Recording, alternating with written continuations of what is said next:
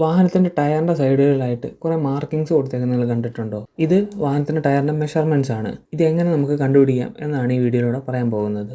ഇവിടെ എക്സാമ്പിളായിട്ട് എടുക്കുന്ന ഈ ഒരു ടയറാണ്. ഇതിൻ്റെ ഫസ്റ്റായിട്ട് കിടക്കുന്ന ഒരു 185 ആണ്.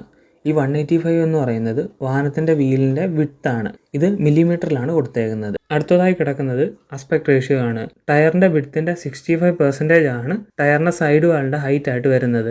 ഇതാണ് 65 എന്ന് പറഞ്ഞ് സൂചിപ്പിക്കുന്നത്. അടുത്തത് കിടക്കുന്നത് 6 ആണ്. ഇത് വാഹനത്തിൻ്റെ ടയർ എങ്ങനെയാണ് കൺസ്ട്രക്ട് ചെയ്തത് എന്നാണ് കാണിക്കുന്നത്. 6 എന്ന് പറയുന്നത് റേഡിയൽ പ്ലൈ കൺസ്ട്രക്ഷൻ എന്നുള്ള മെത്തേഡാണ്. പിന്നെയുള്ള റീഡിംഗ് ആയി 50 എന്ന് പറയുന്നത് ഈ ടയർ ഫിക്സ് ചെയ്യാൻ പറ്റുന്ന കൃത്യമായ അളവിലുള്ള റിമ്മിൻ്റെ ഡയമീറ്റർ ആണ് കൊടുത്തേക്കുന്നത്. ഇത് ഇഞ്ചസിലാണ് കണക്കാക്കുന്നത്. അടുത്തതായിട്ടുള്ള 88 എന്ന് പറയുന്നത് വാഹനത്തിൻ്റെ ലോഡ് ഇൻഡെക്സ് ആണ്. ഈ ടയറിന് എത്രത്തോളം ലോഡ് താങ്ങാൻ പറ്റും എന്നതാണ് ഈ റീഡിംഗ് കൊണ്ട് മനസ്സിലാക്കേണ്ടത്. ഇവിടെ വാല്യൂ 88 ആണ്. ഏകദേശം 560 കിലോ ആണ് മാക്സിമം പറ്റുന്നത്. അടുത്ത റീഡിംഗ് ആണ് സ്പീഡ് ഇൻഡെക്സ്. ഇവിടെ T ആണ് കൊടുത്തേക്കുന്നത്. ഈ ടയറിന് താങ്ങാൻ പറ്റുന്ന മാക്സിമം സ്പീഡിനാണ് ഇത് കണക്കാക്കുന്നത്. ഇവിടെ ഏകദേശം 190 km/h ആണ്.